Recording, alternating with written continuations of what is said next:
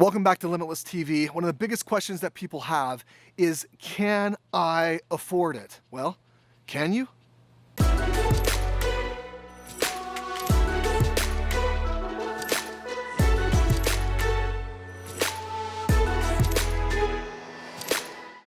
Hey friends, Stephen Michael Miller here, and I am going to answer the age-old question, can I afford it? Well, that is a loaded question, and with a loaded question comes a loaded answer, so I want to kind of dive in and see if we can come to the proper conclusion right now. The reality is yes and no.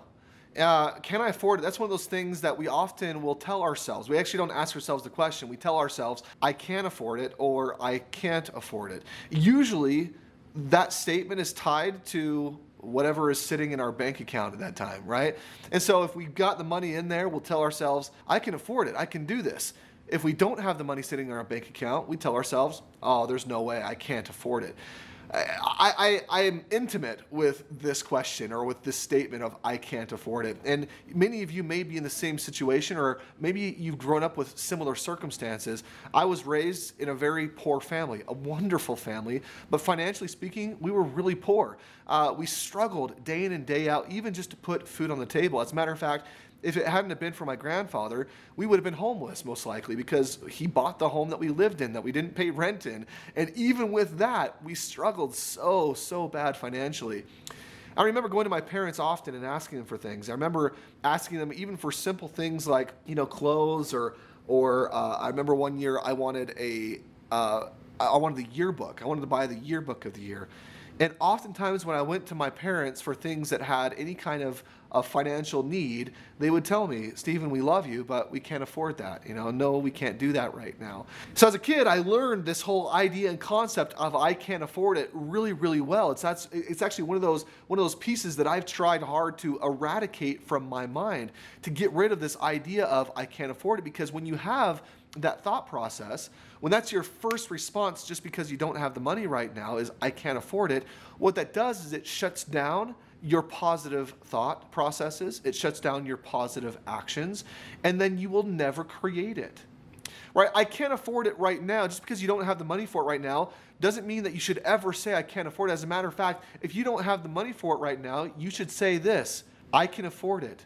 How am I going to create what I want and what I need so that I can invest in that thing, right? You need to change your language and how you approach things. If you can afford it, or you can afford to get it, to create it, then all of a sudden it changes everything in how you show up. Instead of saying I can't afford it, from now on say, this is something that I'm creating. This is something that I can afford, and I will create the ability to afford it right now. What can I do so that I can work this into my budget, right? I don't think budget's a bad word. I don't think the word even afford is a bad word if you're using it correctly. So what I'm going to invite you to do right now is to never, from this point forward, don't ever use the terms or the phrase, I can't afford it. Just eradicate that from your language. If you will eradicate that from your language and choose into new language, it will influence how you act. That's just the reality. And I speak about this all the time because it's so important. When we're talking about investing, when we're talking about growing our wealth,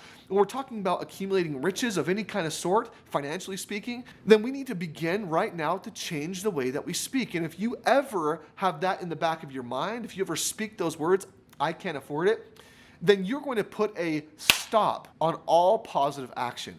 You will literally dam yourself. I mean, think about it. What do dams do, right? If you've ever driven over a dam, it is built and created to hold back the water, right? The dam is created to hold back the forward flow, the forward motion. It holds it all there. It keeps it in wait and keeps it in suspense until you either release that dam or you break it down, right? And so our words do the exact same thing. When we say I can't afford it, it dams that up. It stops those things that we want from ever moving forward. It stops the flow of what we want. It keeps it at bay. But if we will break that dam down, if we will actually create a different scenario and allow that to flow forward, if we'll stop using the words, I can't afford it, and say, I can afford it, absolutely, what can I do to afford it, right? So you're asking some follow-up questions. I can afford it. How can I afford it? How can I create this How can I create a scenario where this is going to be real in my space? I'm going to bring it into my reality. Because if you'll start to have those questions, then your mind goes to work for you. See, I believe that the universe, your mind, God, whatever you want to call it, it's all coming into play in our financial lives based on and determined by our words and our thoughts. So if you're constantly saying these things, I can't afford it, then you're creating this scenario where you'll never be able to afford it. On the other hand, if you start to say, I can afford it, I can do this, what can I do to afford it? How can I work this into my budget? Your mind will go to work for you, the universe will go to work for you, God will go to work for you, and all of a sudden, you'll be able to create all the scenarios. They'll all start to come into your space where it will become a reality for you. So if you want to afford things, stop saying I can't afford it. Just eradicate that from your language and begin affording everything that you desire today. All right, friends, went over some mindset about affording things. And if you want to learn how to afford it even more, then go ahead and write your questions in the comments below. We'll go ahead and answer some of those questions as we get them. We love to hear your comments. By the way, if you haven't yet subscribed, go ahead and subscribe, ring the bell, come and join us. We'd love to spend some more time with you.